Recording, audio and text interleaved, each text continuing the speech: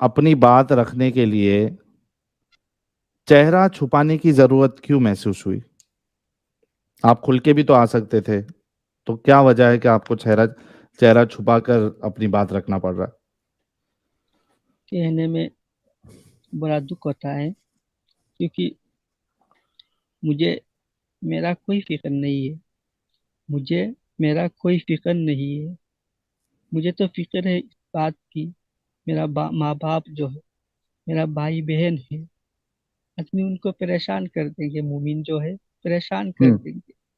तुम्हारे बच्चे को तुम क्यों मदरसे में पढ़ाया हो? क्यों तुम उसको मदरसे में पढ़ाया हो? आज वो ये कर रहा है, वो कर रहा है।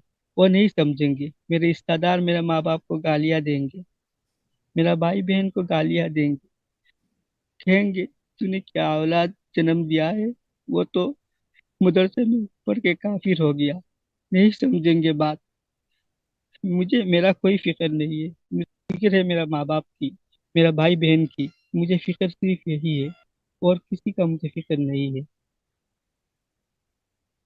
जी, हम आपकी परेशानी, आपकी तकलीफ को समझ सकते हैं बंगाली एक्स मुस्लिम भाई। तो मेरा फिर अगला सवाल आपसे ये है कि क्या आपके घर वालों को पता है आपके बारे में?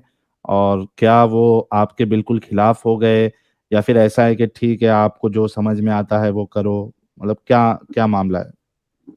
मेरे घर में मेरा माँ बाप जो है इतना पढ़े लिखे नहीं है। हम्म। तो क्योंकि देखिए एक बात, अगर मेरा पता चल गया तो हाथ भी फेल हो सकता है। ओह। हम्म। मेरा माँ इतना नमाज पढ़ती है, क्या बोलूं आपको। हम्म। हर वक्त ये कि इसे हार्ट फेल होने का डर है, बताऊंगा तो। हम्म। इसमें ना कहना सबसे बेहतर है। मैं सिर्फ यही कहता हूँ, जब अच्छा लगता है तब पढ़ो, जब अच्छा नहीं लगता है तब मत पढ़ो। हम्म। आपका शरीर ठीक हो तो पढ़ो, ना शरीर ठीक ना हो तो ना पढ़े। हम्म। मैं यही कहता हूँ, और कुछ एक्स्ट्रा नहीं बोलता। क्योंकि मेरा अगर सुन लिया ये सब तो उसका हार्ट भी फील हो सकता है, हम्म। और टेंशन से पूरा माथा खराब हो जाएगा। हम्म। यही डर है। जी, तो आप बिल्कुल भी, अगर आपको ये खतरा है कि आपके आपकी माँ जो है इस बात को बर्दाश्त नहीं कर पाएगी, तो हम्म। हम तो आपसे यही कहेंगे कि आप फिर उनको बिल्कुल ना बताएं, क्योंकि बहुत ज़रूरी है कि हमारी माँ जो है उसका साया हमारे ऊपर बना रहे।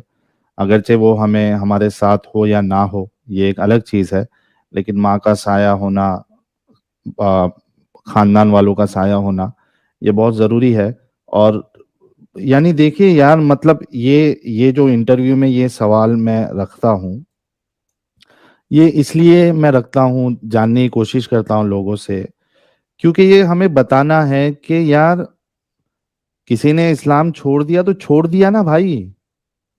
ऐसा क्या पहाड़ टूट पड़ा आप लोगों पे?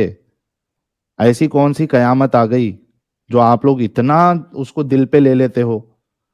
छोड़ दिया, पर्सनल मामला है उसका, छोड़ दिया।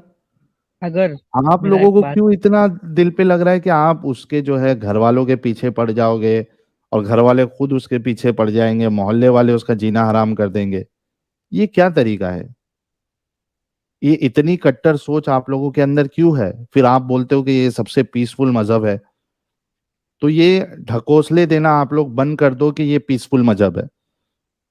ये आप लोगों के मुंह से ये बात अच्छी नहीं लगती कि हमारा मजहब इंसानियत वाला है, पीसफुल है, अमन वाला है। नहीं है। आप लोग सामने वालों का जीना हराम कर देते हो। तो आप लोगों के मुंह से ये इस तरीके की बातें अच्छी नहीं लगती। बिल्कुल सही। मुझे ये डर इसी बात का है, और मुझे किसी चीज का डर नहीं है। मेरे मेरे कोई डर नहीं है। डर है तो सिर्फ घर वालों का। यही डर, बिल्कुल। डर है ज्यादा। और किसी का की चीज से मुझे डर नहीं है। और मेरा मकसद यही है कि देखिए, अगर कोई मेरा जगह में होता, मदरसे में पढ़ा है, मेरा 10 साल करियर में मैंने खराब कर दिया। 10 साल मैंने करियर में मेरा खराब कर दिया। हम्म। अगर मैंने स्कूल में पढ़ा होता तो आज मैं कहाँ पहुंच जाता, बिल्कुल, बिल्कुल, बिल्कुल कहाँ सही बात। पहुंच जाता। और आज मैं अनपढ़ हूँ, एक हिसाब से तो मैं अनपढ़ हूँ। हुँ, मुझे अभी तक, माने, अगर आप, ये लोग ये समझते हैं कि कोई मजहब इख्तियार कर ले तो काफिर, ये सब बताएंगे। लेकिन आप कोई हमारा जगह में हो तो समझेगा, क्योंकि मैं क्यों इंसान को बदलना चाहता हूँ।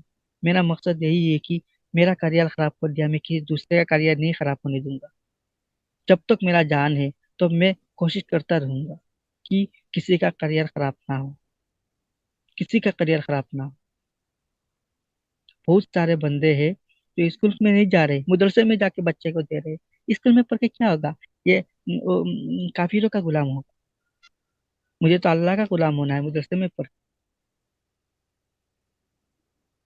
के अल्लाह का गुलाम होना है। और स्कूल में पढ़ेंगे तो काफिरों का गुलाम होगा। मेरा घर में एक शख्स आया था, उसको बोला तू स्कूल में क्यों नहीं जाता है? बोलता ये यहूदी नस्रा का किताब है, हम ये नहीं पढ़ेंगे। हुँ। यहूद और नसारा का किताब है, स्कूल में हम ये नहीं पढ़ेंगे, लेकिन यहूद और नसारा जो इन्वेंशन करते हैं, उसका मज़ा पूरा लेंगे, मजा पूरा लेंगे। उससे फ़ायदा मोबाइल पूरा जो है, उठाएँगे। हाँ, मोबाइल जो है इस्तेमाल करते हैं, पूरा मजा लेते हैं। बिल्कुल, ये एक दोगलापन है असल में। हम्म। ये खैर ऐसे, बहुत जी, आप कुछ बोल रहे थे। या बोलिए, कोई बात नहीं। मैं ये कह रहा था कि तो बहुत अच्छा लगा आपकी बातें सुन के और आपकी जो जर्नी है वो सुन के बहुत अच्छा लगा। दुख भी हुआ कि आपकी ज़िंदगी इस मदरसे के चक्कर में बर्बाद हुई। आपके 10-12 साल जो है वो बर्बाद हो गए। आपके पास अभी कोई स्किल नहीं है। लेकिन तो मैं आपको ये बताना चाहता हूँ बंगाली एक्स मुस्लिम साहब, अगर जब भी आपको लगे कि आपको कोई स्किल डेवलप करना है तो मुझे आप बताइएगा। हमारे पास बहुत से ऐसे लोग जुड़े हैं जो आपको कोई स्किल सिखाने के लिए भी वो रेडी बैठे हैं। अगर आपको लगता है कि कुछ स्किल सीखना है तो मुझे आप व्हाट्सएप पे ज़रूर बताइएगा। मैं कुछ ना कुछ अरेंजमेंट आपके लिए करवा दूंगा ताकि कुछ सीख के आप अपना जॉब वॉब कुछ नया जो है नए तरीके से आप अ, एक अपनी नई ज़िंदगी आप बना सकते हैं, करियर अपना बना सकते हैं। बिल्कुल सही आप। अभी मैं एक जॉब में हूँ। मेरा हुँ, भाई ने जो बोला था, मैं एक बिजनेस में हूँ, जो दूसरा का है मैं करता हूँ। मुझे हुँ, कोई दिक्कत नहीं है। मैं जब अकेला हो जाऊंगा तो मैं दिन में जॉब करूंगा, रात में काम करूंगा, इस काम में लगे रहूंगा। ये काम नहीं छोड़ूंगा। ये मुझे पूरा, मेरा मन है पूरा बदलाऊंगा, सबको ये मैसेज फैलाऊंगा। मेरा इधर में, हमारा इधर में ये मैसेज नहीं आ रहा है, नहीं आ रहा है हमारा इधर में ये मैसेज। हमसे हिंदू भाइयों से रिक्वेस्ट करना है, वो खाली हिंदू भाइयों को दे भी ना, तो पूरा मैसेज फैल जाएंगे। वो अच्छी तरह से काम करे। अभी 0.1% भी अच्छी तरह से काम नहीं हो रहा। हो रहा है हुँ। ये नहीं, क्योंकि हमारा इधर में अभी तक नहीं पहुंचा है। मेरा मन है पूरा पहुंच जाए, खाली हिंदू भाई तक पहुंच जाए तो वही काफी है। हुँ। बाद में अकल ऐसे ही आएगा, देखते देखते। और मैं जो मेहनत कर रहा हूँ, मेरा साथी लोग में दो को बदल दिया है पूरा। अरे वाह! क्या बात है। पूरा बदल दिया, वो भी मदरसे के पढ़ने वाले हैं, समझते ओए होए हैं। होए! जी। आम इंसान को समझाने में नहीं जाता हूँ, क्योंकि पागला है, नहीं समझेगा। हुँ, मदरसे को जब पहले वीडियो देता हूँ, भाई ये क्या है देखो, देख के बोलता है, दलील भी निकाल के दे देता हूँ। अरे भाई ये तो सही है, भाई दूसरा वीडियो देखो। रात में देखता है, दिन में आके बोलता है इस वीडियो में देखा ये दलील, ये झूठ है। मैंने देखा, वो देखो भाई ये तो दलील भी है। इसे देखा के दो दो को पूरा बदल दिया है। वो मेरा साथी है। बहुत ज़बरदस्त। आपसे मैं कहूँगा कि वो 2 साथी को भी आप कहिएगा कभी हमारे चैनल पर आकर अपनी वो दास्तान रखें ताकि ज़्यादा से ज़्यादा लोग जो है इस तरीके की दास्तान सुन के उनके लिए आसानी हो जाएगी बाहर निकलना। एक शबनम जी का कमेंट आ रहा है कि उनके घरवालों ने भी काफ़ी उन्हें दुःख दिया है, चूँकि वो थोड़ा-सा दूर हो चुकी है इस्लाम से वो और उनके भाई। शबनम जी, अगर आप जुड़ना चाहती है कुछ देर अपनी बात रखना चाहती है तो आप बताइएगा, क्योंकि मैं थोड़ी देर में लिंक पब्लिक करने वाला हूं ताकि हमारे मोमिन भाई जुड़ के अपनी बात रख सके, इस्लाम को सच्चा साबित कर सके। अगर आप जुड़ना चाहती है, अपनी बात रखना चाहती है तो आप कमेंट में मेंशन करिए, मैं आपको जो है वो आपके लिए लिंक शेयर कर दूंगा। हमारे साथ साजिद इमाम साहब भी जुड़े हैं। साजिद भाई, आपका इस्तकबाल है। जी, बहुत बहुत शुक्रिया साहिल भाई, और बहुत बहुत काबिल मुबारकबाद पेश करता हूँ इन बंगाली भाई को, जिन्होंने इस्लाम को छोड़ करके, तर्क करके इंसानियत की तरह राह पर कदम बढ़ाया है और अपनी एक्स मुस्लिम की फैमिली में एक इजाफा किया है। उम्मीद है कि आगे चल करके ये औरों को भी सही रास्ता, सिरात मुस्तकीम पर लेकर आएंगे। इनकी कुछ कहानियाँ ऐसी हैं जिन्हें वाकई मैंने जो सुना तो हकीकतन लगता है कि यार मैं कहीं न कहीं अपने खुद को ढूँढ रहा था, अपने आप को अपने आप में ढूँढ रहा था। मैंने 18 साल मदरसों को दिया, 18 साल। मदरसे ने मुझे क्या दिया? कुछ नहीं दिया। उसने यही बताया कि ज़मीन चपटी है। उसने यही बताया कि दुनिया साकिन है, ज़मीन साकिन है। बिल्कुल। पीरी मुरीदी मैं आपने पीरी मुरीदी के शुरू में बात की। मैं मुरीद हुआ किससे? मेरे पीर साहब थे अख्तर रज़ा खां, जिनको ताज शरिया कहा जाता है। निहायत का बोगस आदमी, जाहिल जपट। उसके ज़रिया मैं मुरीद हुआ। मुरीद भी ऐसे तरीके से हुआ कि आज शर्म महसूस होती है। मतलब जहालत में पूरी ज़िंदगी गुज़री। जो इल्म मुझे सीखना था, दुनिया में फैलाने के लिए, लोगों को इस्लाह के लिए, कुछ बनकर दिखलाने के लिए, वो ज़िंदगी खसारे में चली गई थी। लेकिन खुशी इस बात की है कि इस्लाम ने मुझे इतना कुछ सिखला दिया कि कहीं न कहीं अपने पैरों पे खड़े होकर मैं कह सकता हूँ कि इस्लाम झूठा है। क्या बात, क्या बिल्कुल। बात। बहुत बिल्कुल सही। जबरदस्त। आप पीर का बात कर रहे हैं, मुझे इजाजत मिल गया था। मैं तो जिक्र भी देता था मस्जिद में। मुझे पूरा इजाजत मिल गया था जिक्र देने के लिए। अभी भी क्या बोलूं, एक हिसाब से मैं उसका अभी भी एक पार्ट हूँ। अभी तो मैंने फेस नहीं बदला, मेरा जैसे था वैसे मेरा शक्ल है, सब वैसा ही है, इमाम जैसा। क्योंकि देखिए, अगर मैं कुछ कर लूं तो मेरे घर पे सब सवाल उठा देंगे। देखिए बंगाली भाई, मैंने जब इस्लाम को तर्क किया तो कुछ महीनों के बाद मैंने अपने फेस में चेंजिंग लाई, दाढ़ी वगैरह कट कर ली। अब जिसमें मैं खूबसूरत दिखता हूँ मैं वो करता हूँ। हाँ। मैंने नहीं छोड़ी, इमामत मैंने नहीं, इमामत करता हूँ और हाफिज कुरान भी हूँ। हाँ, और फिर बहुत सारे हिफ्ज भूलने लगे। 7 पारा तो मुझे प्रॉपर याद है अभी भी, फराटेदार सुना सकता हूँ। सिर्फ ये आलमुन तालुमुन समझ आएगा आपको, यानी आम लोगों को, इतना तेज हम्म। पढ़ता हूँ। हाँ, लेकिन ना मैंने। जहाँ तक है कि इस्लाम की कैद में रहकर नहीं, अगर किसी के चेहरा ऐसा होता है ना कि उस पर दाढ़ी सूट करती है और लगता है कि ये दाढ़ी रखे यार, अच्छा लगता है, तो दाढ़ी रखे वो यार। लेकिन किसी को जबरन और पाबंदी लगाई जाए कि नहीं आपको रखना ही है, मोचों को पस्त करो। नबी की हदीस है, वक्फुल हाँ। जवायद ऐसा कुछ है ना, कि मोचों को पस्त हाँ। करो, दाढ़ियों को बढ़ाओ और यहूद हाँ। नसारा की मुखालफत करो। इस तरीके से ही नहीं यार, क्यों किसी की मुखालफत क्यों करें? सब अपने भाई हैं यार। दुनिया में एक दिल लेकर आए हैं, उसी के सहारे दिलों को फतह करना ही सबसे बड़ी कामयाबी है। और किसी को दिल को तोड़ करके आप फतह का झंडा लहराएं और कहें कि मैं जीत गया 313 की जंग में, इसे इसे फतह नहीं कहते, इसे फतह नहीं कहते। मोहम्मद भाई हम्म। आप बहुत